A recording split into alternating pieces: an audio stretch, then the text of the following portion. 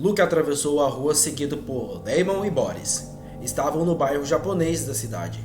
Já passava da meia-noite. As ruas ficavam praticamente desertas sem o movimento dos restaurantes. Mas o cheiro de peixe ainda impregnava o ar, tornando-o repugnante para os vampiros. Subitamente, Luke parou. Vocês ficam por aqui. Boris e Damon trocaram um olhar surpresos. Qual é a encrenca? Damon se arriscou a perguntar. Luke fez mistério, desconversou, dizendo que queria pegar mulher. Damon percebeu que ele estava novamente com aquele brilho maligno nos olhos. Alguma ele pretendia aprontar. Não vai nos dizer? Insistiu para ter certeza. Estou cuidando de umas coisas, disse com um ar invocado. Coisas que só interessam a mim. Por que não os avisou antes? Disse Damon irritado. Odeio esse cheiro de peixe. Você é quem sabe, disse Boris, começando a andar, antes que Luke reagisse ao comentário. Vamos, Damon, vamos cair fora. Luke viu seus companheiros se afastarem. Assim que os perdeu de vista, começou a caminhar em sentido oposto. Tinha outras preocupações em mente. Depois arranjaria tempo para ensinar bons modos a Damon. Sim, eu que sei, murmurou com ar feroz ao atravessar a rua. A casa que procurava ficava distante uns 5 quarteirões, mas isso não seria motivo de atraso. Em poucos segundos já havia chegado. Eram as vantagens da transformação. Luke tinha sido um humano hábil em correr. Com a transformação, essa habilidade e outras haviam se acentuado. Agora deslocava-se com extrema rapidez. Era uma espécie de regra.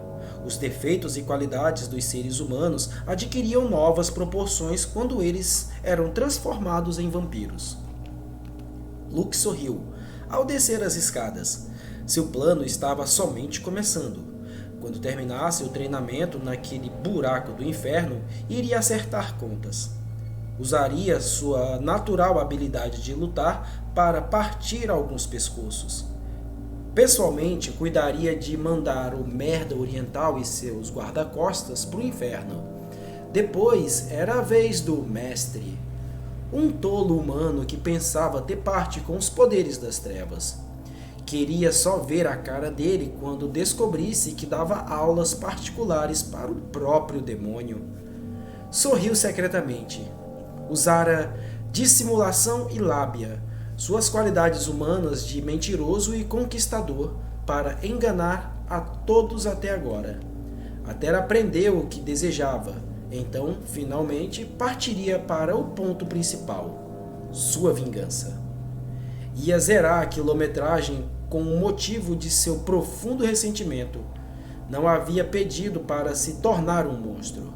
Aquela vadia, a prostituta por quem estivera apaixonado, o transformara há muitos anos. Ela o fizera experimentar o horror, o abandono, o desprezo dos demais. Sofrera intensamente, sozinho, abandonado à própria sorte. Mas, em sua nova natureza, a dor renascera com outra dimensão, o ódio.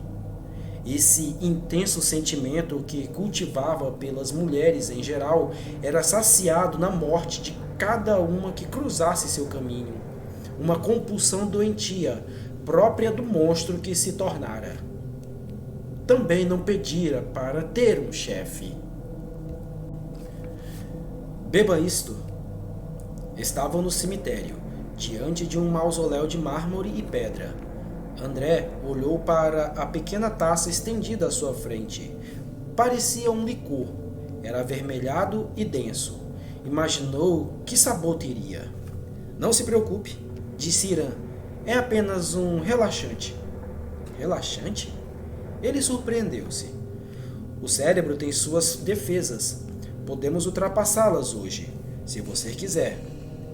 É a segunda treva, talvez a mais importante delas. André aproximou a taça dos lábios. Não tinha cheiro algum, portanto, nenhuma repugnância a dominar. Com um movimento rápido, bebeu todo o seu conteúdo. era doce e leve, de um sabor desconhecido, mas agradável. Quase que instantaneamente sentiu uma breve vertigem. Apoiou-se na lápide, com receio de cair. Fique aqui a meu lado. Alguém deu alguns passos cambaleantes. André deu alguns passos cambaleantes e atravessou a pequena distância que os separava. Então, deitaram-se sobre o túmulo frio e ficaram em silêncio, olhando as estrelas, por um longo tempo. A quietude daquele lugar foi invadindo a mente de André, arrastando-o lentamente para a inconsciência. Você acredita que a alma seja imortal? A voz de Irã chegava a seus ouvidos como um sussurro e o fazia mergulhar profundamente dentro de si mesmo, ao encontro de sentimentos e crenças tão íntimos que nem ele suspeitava. Sim. Sabe por quê? André sorriu.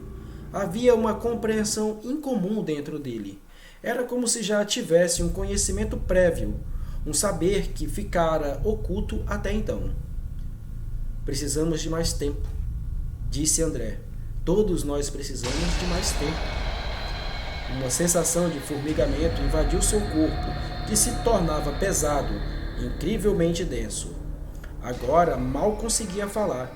Imagens de sua infância surgiram como visões, envoltas por uma bruma irreal. Sim, a imortalidade é muito sedutora, André. Ela nos dá a oportunidade de testar nossas convicções, o tempo de que não dispomos numa única vida. Sim, não precisamos nos arrepender de ter feito ou deixado de fazer nossa vontade, certo? O tempo está bem ali, à nossa disposição. Se erramos ou não, podemos ainda interferir no resultado.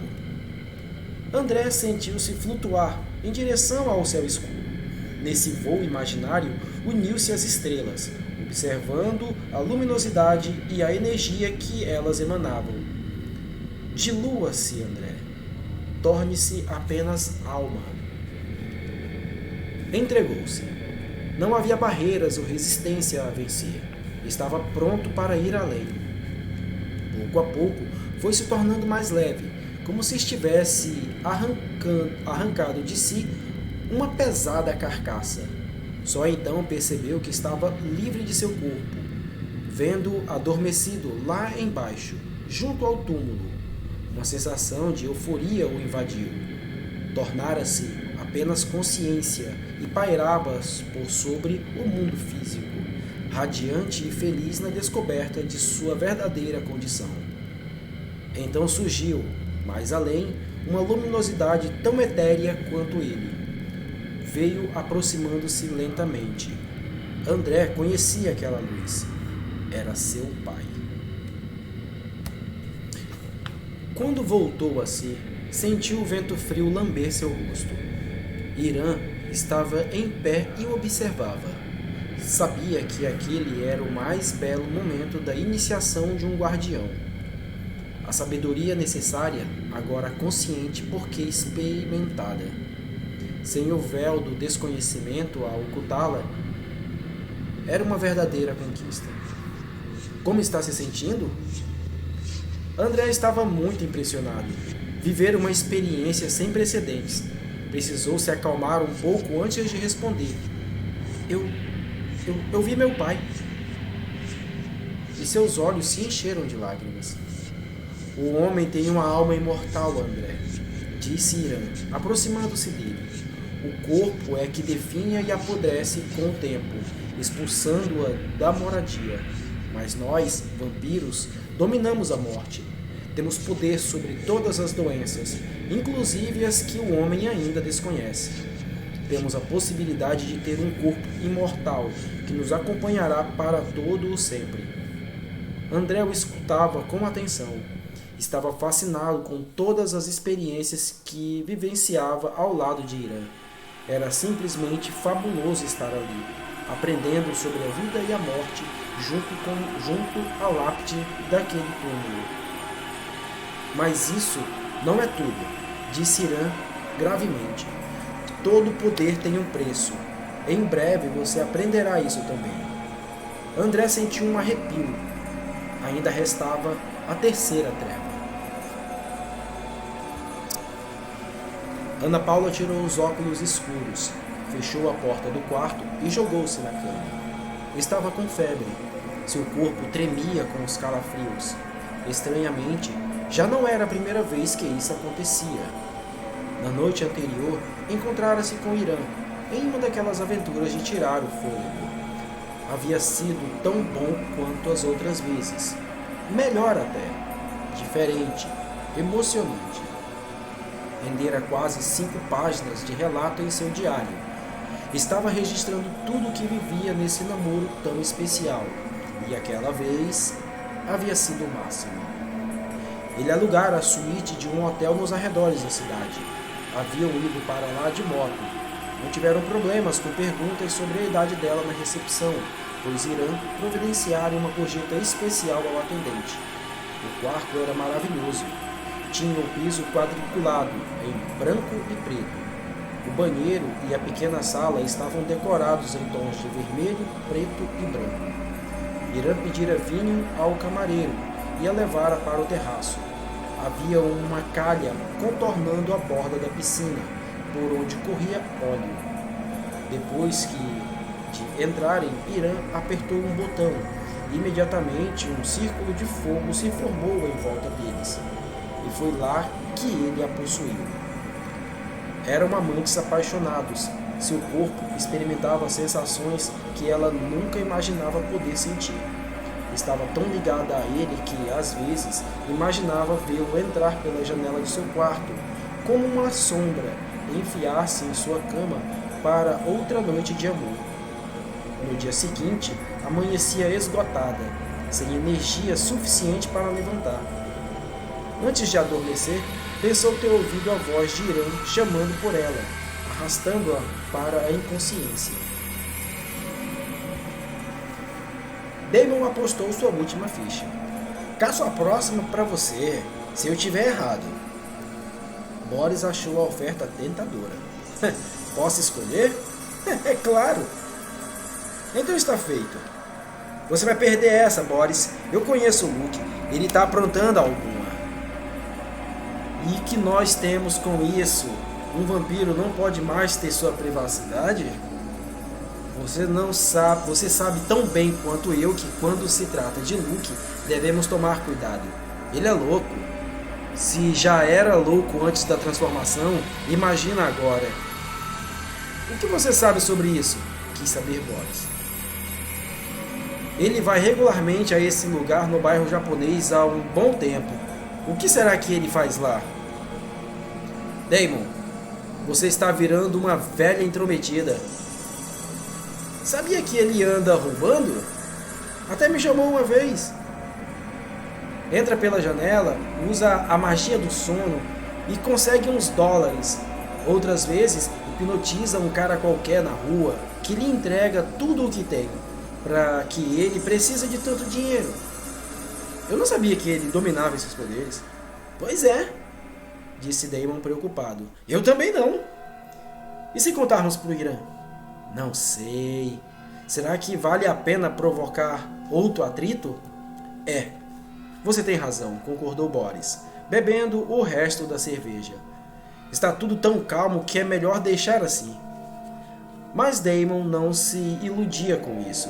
Ainda estava ponderando se era o caso de falar com Irã. Na verdade, devia lealdade a Luke. E, se era assim, por que ia dedurar seu protetor? Afinal, era ele que o ajudava e defendia quando estava metido em encrenca. Passou a ser temido por outros vampiros do clã porque todos sabiam disso. Por outro lado, por que Luke não dividia com ele esse segredo? Vai esquentar a cabeça de tanto pensar, disse Boris, levantando-se. É, acho que você tem razão.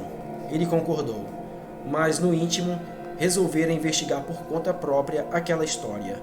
Depois que estivesse todos os fatos, saberia como agir. Amanhã é o dia da terceira treva de André. O garoto tem se saído bem? Perguntou Boris interessado. Parece que sim. Aposto como ele vai desistir na última. André estava mais nervoso do que de costume. A terceira treva era a definitiva. Concluiria as provas da iniciação.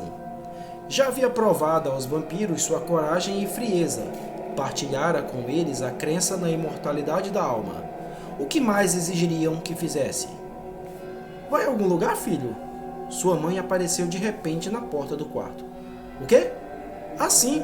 Vou ao cinema com os amigos. Você está bem? Ela disse, desconfiada. Claro, respondeu, disfarçando seu embaraço. Sua mãe, assim como Irã, tinha um talento inato para cheirar mentiras. Imagine se ela fosse uma vampira. Ninguém escaparia ileso.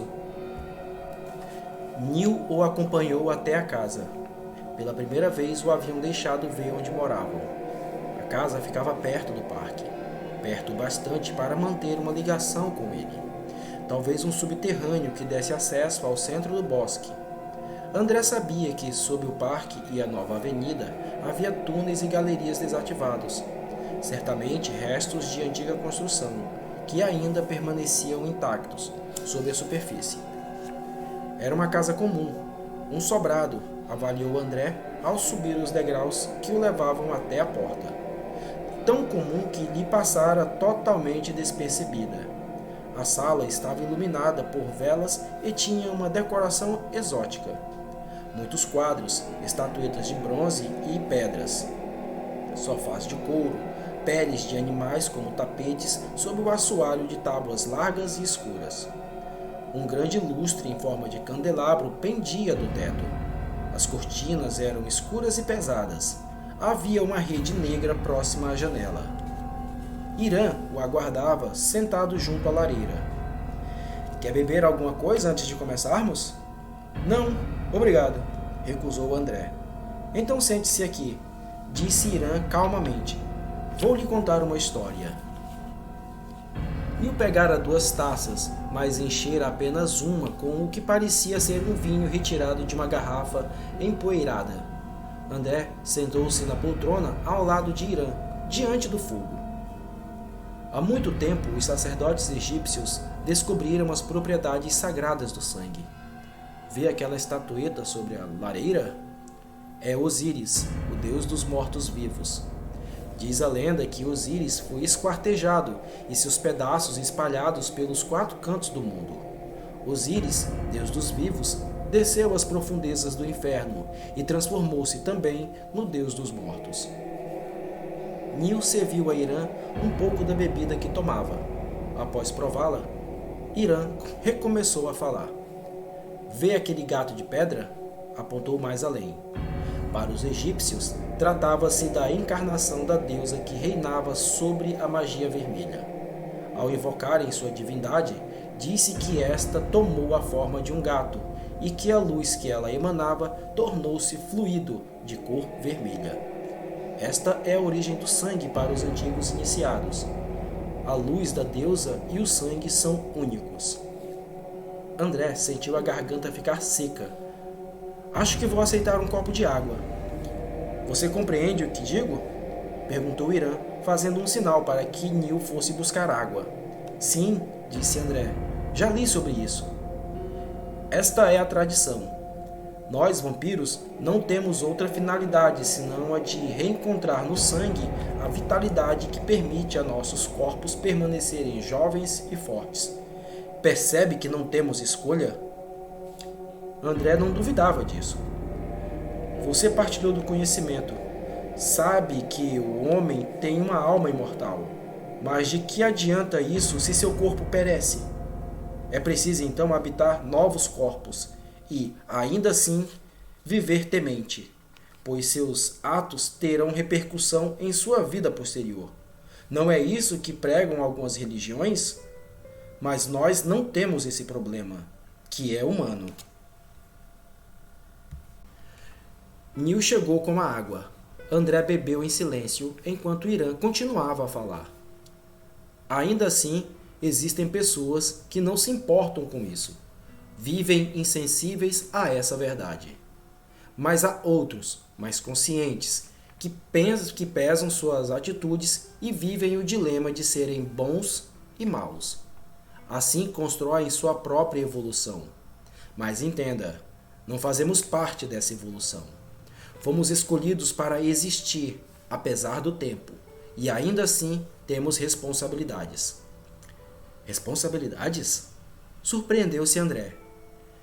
Como a de decidir com quem partilhar o dom. Seres humanos especiais que possam usar o tempo e realizar algo realmente eficaz. Mas acredite, isso tem um preço e ele é alto. Muitos enlouquecem, outros se revoltam, poucos entendem. André concordou.